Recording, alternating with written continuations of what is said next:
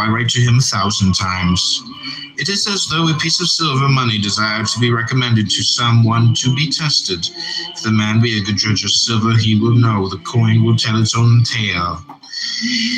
Even as the traveler asks his way of him that he meets inclined in no wise to bear to the right rather than to the left, for he desires only the way leading whither he would go. So should we come unto God as to a guide, even as we use our eyes without admonishing them, to show us some things rather than others, but contempting the victim, and with the voice of supplication call upon the augur, Master, have mercy on me, vouchsafe unto me a way of escape. Slave, would you then have aught else than what is best? Is there anything better than what is God's good pleasure? As far as in you lies, would you corrupt your judge and lead your counselor astray? God is beneficent, but the good also is beneficent. It should seem then that where the real nature of God is, there too is to be found the real nature of the good.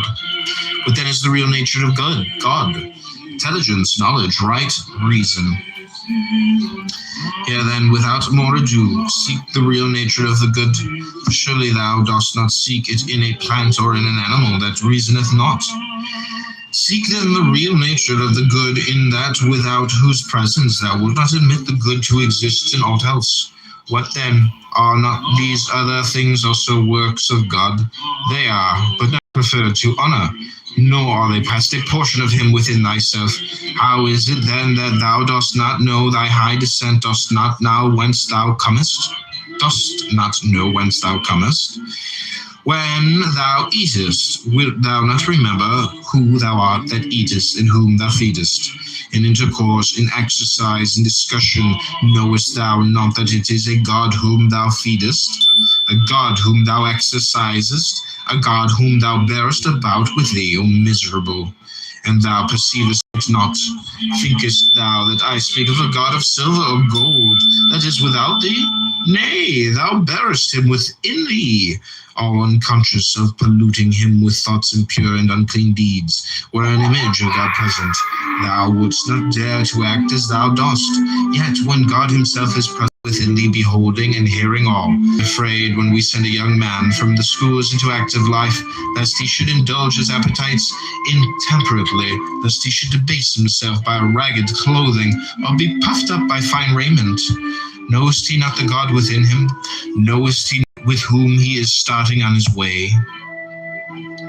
Have we patience to hear him say to us, Would I had thee within me? Hast thou not God where thou art? And having him, dost thou still seek for any other? Would he tell thee aught what else than these things? Why, wert thou a statue of Phidias, an Athena, or a Zeus, thou wouldst bethink thee both of thyself and thine artificer. And hast thou any sense, thou wouldst strive to do no dishonor to thyself or him that fashioned thee, nor appear to beholders in unbefitting guise. But now, because God is thy maker, is that why thou carest not of that of what sort thou shalt thyself to be. Yet how different the artists and their workmanship. What human artists' work, for example, has in the faculties that are displayed in fashioning it, is it aught but marble, bronze he stands for evermore. But God's works move and breathe, they use and judge the things of sense, the workmanship of such an artist. Wilt thou dishonor him? Aye, will he not only fashion thee, but place thee like a ward in the care and guardianship of thyself alone? Wilt thou not only forget this, but also do dishonor to what is committed to thy care? If God had entrusted thee with an orphan, wouldst thou have thus neglected him? He hath delivered thee to thine own care, saying, I had none more faithful than myself. Keep this man for me, such as nature hath made him, modest, faithful, high-minded, a stranger to fear, to passion, to perturbation. Such will I show myself to you all, what exempt from sickness also, from age, from death. Nay, but accepting sickness, accepting death as becomes a god. No labor, according to Diogenes, is good, but that which aims at producing courage and strength of soul rather than of body. A guide on finding a man who has lost his way brings him back to the right path. He does not mock and jeer at him and then take himself off. You also must show the unlearned man the truth, and you will see that he will follow, but so long as you do not show it to him. You should not mock, but rather feel your own incapacity.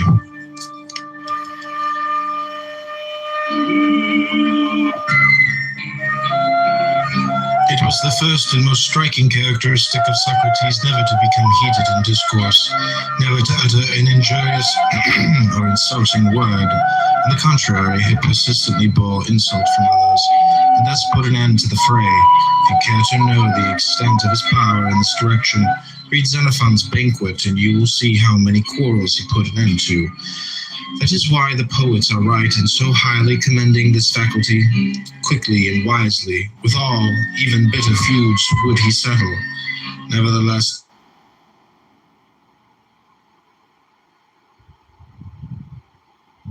sense. Guys, can we have some other people get in here with, You're a fucking retard and don't know what you're talking about. It's getting old. Can we talk with someone about this? I'll go down a new thread of this. Residue off his clothes. So much so, she's cleaning his jizz so much that she has multiple hadiths talking about cleaning his jizz off clothes. How much jizz is this guy spreading that Aisha has to write down multiple hadiths about the jizz things? I mean, he is a prophet, so they have superpowers that they can. I know this is another hadith. And Muhammad said, "It's only like mucus or saliva. It's sufficient for you to wipe it off with a piece of cloth or a stick." So he's saying you don't need soap to get the jizz stains off. You can just use a stick. It's not sufficient to get a jizz stain off. And why is he even talking about it? Why is this man so concerned with semen? She is some guys narrating from her 250 years later. Do you not see any motivation? How is any of this an argument against Islam? Yeah, exactly. Okay, so I have another hadith. Wait 1 second. The hadith. I'm going to read it out loud just to be super safe. Hold on 1 second. I go. So, there's another hadith. Sulaim, may Allah be pleased with her, said, "O Messenger of Allah, Allah is not shy of the truth. Is there a bath required for a woman if she has a wet dream?" And he said, "Yes, if she sees the fluid." In another narration, he said, "The fluid of a man is thick and white, and the fluid of a woman is thin and yellow. Whichever that comes first or dominates, the child will resemble the parent." That's him talking about jizz some more. Here's another hadith of him talking about jizz. Yo, let's hear one more here. It's all from Aisha, bro. It's all from Aisha. Yeah, I'm going to read this. Ready? Watch this.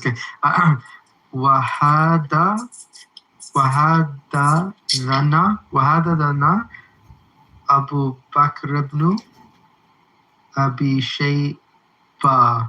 Yeah, bro, that doesn't mean that in Arabic. Oh my god, keep going. I'm gonna come. Okay. وحدثنا أبو بكر بن أبي شيبة. Thank you. No problem. Did you finish? Yeah. Stop being degenerate. Sam, do you have any more hits? Yeah, let's have another one. Can we do a greatest hits hadith edition? Yeah, but this is Ali ibn Ali Talib, may Allah be pleased with him, said, "I was a man who had a lot of prostatic fluid, and I was too shy to ask the Messenger of Allah because of his relationship to me, being married to his daughter. So I told Al-Miqdad ibn al-Aswad to ask him. He said, he should wash his private parts and perform ablution.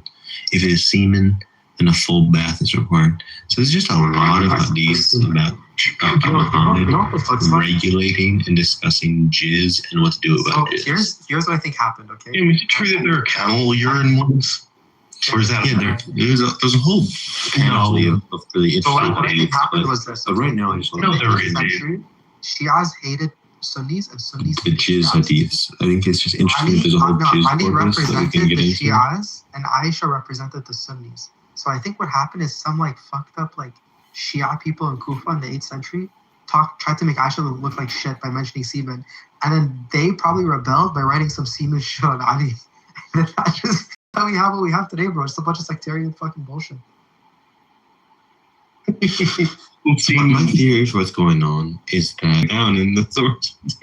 Like, do you actually believe that, Beef? Like, you? Yeah. Sure, yeah. So you take everything to be true that's sahih? Is that what you're saying? There's a lot of hadiths here about him talking Yeah. about Do you take it? Do you take it to be true? Do you take it to be true? Yeah. Okay, perfect. So even the miracles and stuff you take to be true as well from the hadiths? No, I just think when there's stuff Well, like do you this, take this book to be true? Yes or no? Yeah, do you take it to be I true? think some hadiths are true and some hadiths are false. Why Okay, is perfect. that? And how do you know when a hadith is true and false? Is it if it says sahih, it's sahih? It's true? No, it's if it says something that's embarrassing or something that is unlikely to be lied about, then it's maybe true. And then if it's saying something Right. fantastical, And then do it's you obviously remember when we just had a convo with Daniel where he said that's not the only variable? You got to take into factor sectarian motivations, cultural understandings, geographic, etc., etc. Like, there's no historian that just bases a conclusion off of historicity off that alone, obviously. Why would a sectarian living somewhere else I want just to explained make to you. a hadith? I explained to you just now. I and I'm didn't finish my repeating it question. again. I'll You repeat it can't even know what Because question. maybe you should look at the history of Islam, right? I didn't finish my You question. So sounded to like finish my ignorant about question history. that was really interrupted for Sure, go ahead. is what could be the sectarian motivation to talk about how Muhammad is a jizz splattered Yeah, polytheist? no problem. So if you look at it, okay, number one, if you did a historical critical analysis, I can almost guarantee that the common link will not be in the 7th, but it would rather be in the 8th or 9th century. And you didn't do that, but if you did, you'd see that. Number two, it's very simple. There was a lot of divide in Kufa in the 8th century. And there's many hadiths like this, where basically in Kufa, there was two prominent sides. You had Shi'as and Sunnis. Shi'as adored Ali. Ali was the figure that represented the Shi'as. They call themselves Shi'at Ali, which means the followers of Ali. The Sunnis loved Aisha. That was their person that they defended at all costs. They referred to her as the mother of all believers. From their lens, that's their mother, okay? It's not too crazy to think that the Shi'as would try to make Aisha look bad. Shi'as did not like Aisha. So they would write stupid shit that she would do to make her look like a scumbag that should not be followed. Like, for example, look, why the fuck should you follow Aisha if she's saying shit about the Prophet? That's private. That's very reasonable to consider. The Sunnis, on the other hand, would probably heard this shit and wrote also, like, think about it. It's always Aisha, Ali, and it's always about semen. Like, this is what they fucking did, bro. And there's many evidence of this. Like, for example, there's a man named Hisham. He lives in Medina. Medina is where Aisha got married. There was already marital reports of this in the 7th century, but there was no reports of her getting married to the Prophet at fucking like 6 or consummating it at 9. Then all of a sudden, the moment Hisham goes to Kufa, this is all 100 years later, by the way, then a bunch of people start randomly talking about Aisha getting married at fucking 9. From our lens, that's fucking embarrassing. Why the fuck would you say that? From his lens, he did that because the shit that the Shias were saying in Kufa in the 8th century was that the Prophet loved Ali so much because he raised him since he was a kid. The Sunnis didn't like that because Aisha doesn't have that same respect. So they both and said, yo, you know what? No, he married her when she was young, so he basically raised her too. There's many instances like this, bro. It's just sectarian motivation. I hear what you're saying, but I think the fact that makes Muhammad look bad, the other Muslims, the Sunni Muslims, wouldn't have accepted it as Sahih unless it was kind of considered consensus at the time. That's Looks bad. That's not true at all. That Muhammad was probably just So then full of embarrassment that we talked about earlier, that you wouldn't expect hadiths where I agree Muhammad's with you. just walking around with Do you jizz remember? on to be accepted as Sahih. Yeah, and I The responded to you. the reason why it would probably be do you considered, remember the response? the reason why it would be considered Sahih is because they go, yeah, you know, it makes him look bad, but it's true, so we have to accept it. Yeah, do you remember? I already responded to that. Do you remember Yeah, Okay, perfect. So then why are you bringing it up? And also, you didn't answer my question. I didn't think your response was good enough. So Right, well, one second. What was my response? that you thought that Muhammad was covered in jizz. That was not my response, right? So this just shows you're not listening at all. And on top of that, you yourself don't believe this book to be historically accurate. But you're going to mention it from it. And now all you're going to do is you're going to laugh to make it seem like you're You solving the time. actually believe, But you're you, just arrogant. Sam Rosen, believe, hold on, that Sahih Bukhari and Sahih Muslim are infallible and accurate. And you said this. Sam Rosen, you're an atheist who believes in the religion of Bukhari and the religion of Sahih Muslim. Okay, so Welcome. Nargis, Welcome to Salafism. Nargis, Welcome to fundamental Islam. trolling aside, I think most of the hadiths are fabricated. I think probably like 95% of them are fabricated. But there's this idea that if you had a book of fake quotations by Winston Churchill, you would still learn something about Winston Churchill because the fake quotations attributed to Winston Churchill. That's bad logic. You're not thinking at all, bro. Echo. You have to not interrupt me. You're not thinking at all. Yeah, I'm just gonna move you down because you're just not interrupting me. You're being disrespectful. So, fake quotations by Winston Churchill would give you a vibe of the man. Would give you like a flavor of what people kind of thought he was like, and they would give you some information about Winston Churchill. So all of these beliefs about Muhammad being taking wives and hating people and having sex with different people and killing various people, the only reason, even if they're fabricated, they are aligning with a consensus that was existing in the ether at the time. There was a sort of gestalt understanding of who this man was that these stories had to be consistent with. Which is why I think even though they're fabricated, most of them, they can point to a reality. Yeah, by the way, you're right. If they're fabricated, they can still point to a truth, a reality. Where you're wrong, you're assuming that that truth is actually on themselves there. Why can't I say, yeah, these are fabricated, and if you point to a reality, one of which is how people try to do their arguments or specific things that happen based on his followers. Why does it have to do with character? What if these fabricated hadiths tell us the story of fabricated information given to their situation? Like, why can't that be? Why does it have to be this situation? Like, if 100 people told a lie about me, does that mean there's something in the lie? Or does that mean that there's something to the Again, back to the Winston Churchill, all of imagine we live in a bit. So all of fake poetry of Winston Churchill, they would have stuff like perseverance, about standing up for stuff, about being drunk, about how even though I'm drunk, I'm funny. It would just stuff about him being drunk and being perseverant and being witty and aggressive. And he was those things. Which is so the same similarly. All these stories about Muhammad being violent, killing people, and all this stuff. Other people just believed it because they didn't understand who the man was. Yeah, that's the understanding. Yes,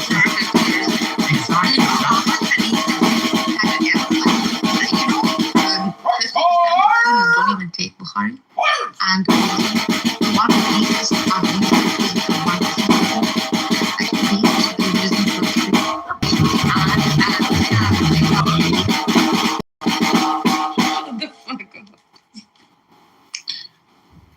Listen, guys. Mostly when I talk about the hadith, it's doing an internal critique. That the Sunnis, the Salafis, they take this to be serious. And then you read the text and they say all sorts of absurd stuff. It's an internal critique. Now, I think Muhammad the man was a violent man, but I'm mostly basing that on the Quran and the historical record.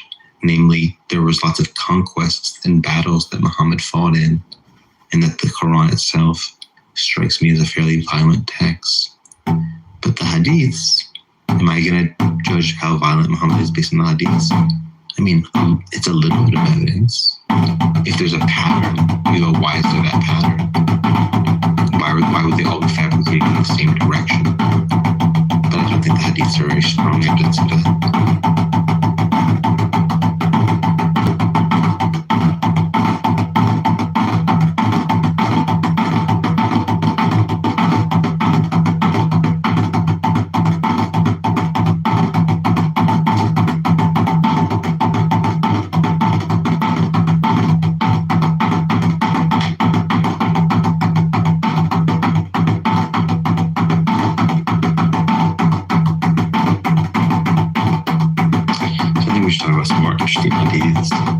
So this is from Sahih al-Bukhari. If Jews did not exist, meat would not decay. Now, I just wonder, what does that mean exactly? If Jews did not exist, meat would not decay. Like that you could just leave a steak on the counter for like a week and it would just be fine until Jews came into the world? Like, is that really their view of how things go?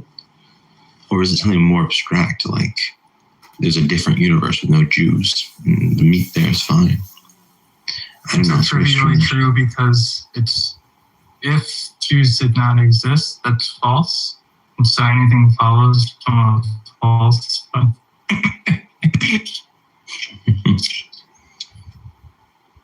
That's fine.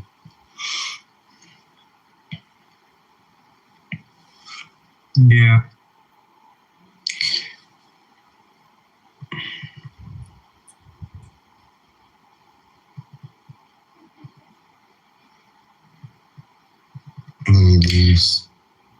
A strange hadith is one where it says, "Don't eat with your left hand because Satan eats with his left hand." Because that's a very strange principle to say. If Satan does something, you shouldn't do it. Because like Satan talks, Satan walks around, Satan like laughs, Satan, you know what I mean? Like there's lots of other stuff Satan does. So if you shouldn't do your left hand because of him, it means you shouldn't do a lot of stuff like sleeping, running. But this is not your opponent 50 times. He doesn't believe in this shit. He doesn't believe in religion. What are you doing? If he's being your opponent, he's putting you in your place. Because you're being arrogant. It's a lot of shit in Christianity too. I'm not saying any. I don't know He's just why calling you're you talking out. to me. Talk to Sam, bro. You Why have, you talking to dude, me? Sam can. Sam's an atheist. He can. In fact, he's exposing the Sunni Salafi hadith. I haven't said a You word have to a this lot guy. of He's shit like been within your trolling me purpose and within nonstop. your freaking. I'm saying you're picking on him for no rhyme or reason. I don't know why. I'm picking on He's him? not your guy on him on Echo. He's not your guy. He doesn't I'm even take picking on religion. Yeah, he's like a general theist of some kind. Like I don't know why. I don't know what the fuck he is. You're very threatened by him for some reason. Like I don't know why you're doing that. I'm not saying I tried every day to be normal with this kid. He just keeps on trolling. So I guess you can listen if he can throw it. He should take it a little bit. So don't get on me. Tell him to chill. That's fair. The moment he comes, like you feel a certain sort of way. Like I just feel like he has control over you of some kind. He has no control over me. He's just listen. He wants to play with the big boys. Don't let him catch feelings. He's really big.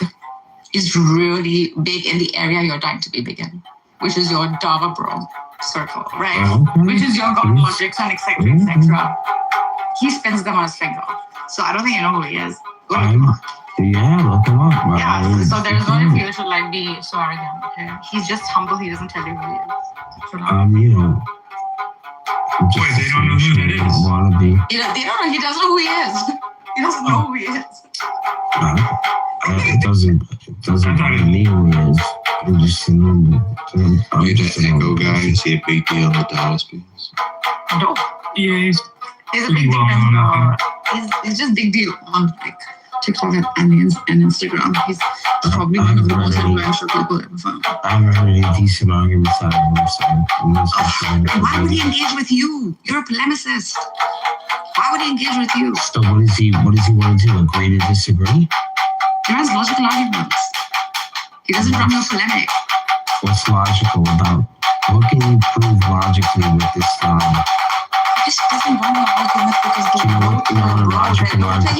he doesn't support his view. Why are you passionate? Why are you passionate?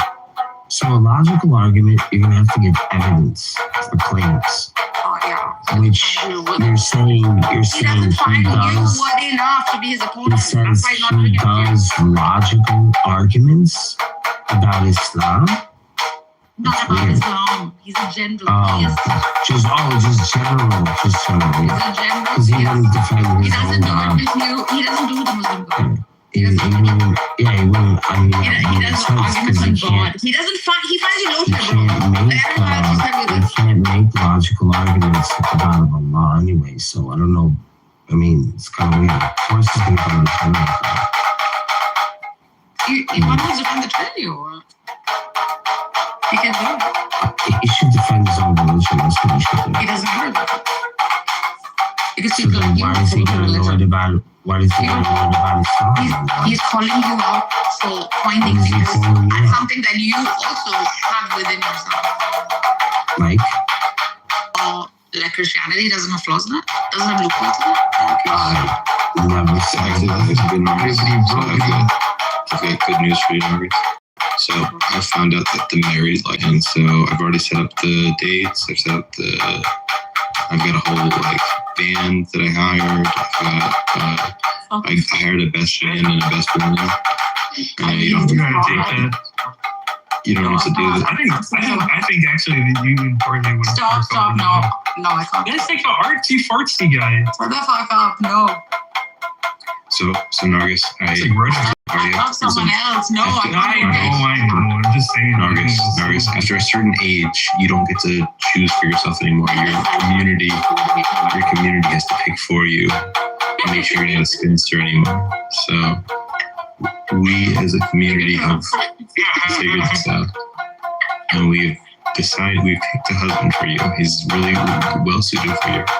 Good-looking guy, kind man. I'd rather marry Albino than Jorge, to be honest. Okay, well, that's not who we picked. That's not who we picked, Nargis. Nargis is not who we picked. I'd rather pick him over him. Why? What's wrong? I actually think there's nothing wrong with him. It's just, I don't know. Well, I think making a movie. He's in movies. I don't know movies. Why are you marrying him? Maybe I will. Sam, where the fuck you just leaving me out there? Listen, we just gotta take care of our sisters, make sure they get married, because we don't want to have enough spinsters. We gotta. Man, you sound old. You sound married and old. And listen, Nargis, I'm happily married today. I made beautiful love to my wife. I'm just ate delicious meals. I'm happy. You know what I mean? I'm living a good life, and I want you to have that for yourself. You know what I'm saying? And I want you to do it within the bounds of really matrimony, because hooking up with random strangers is not as fulfilling as to make love to the person who loves you and will love you forever. That's just not as good. It's like a pale imitation. Okay, I'm not gonna lie. He did ask me to meet him in Los Angeles, and but I can't. The woods are lovely, dark and deep, but I have promises to keep, and my house to go. Why do you try your hardest to not let me help you? Before you sleep. Help you. And my house to go before you sleep. Exactement. Thank you. You're welcome. See, Nargis, I've got this all planned out. I have your whole life planned out for you. You don't have to do a thing. You don't have to say something, Bart. I got something. I want Bart to be my wali. Like, wali. Let's get back to Muhammad being a child molesting free. Fine, go back. Bart needs his kick for the I pick on him so much. I feel so bad after that. Everyone does it, but I just pick on Bart.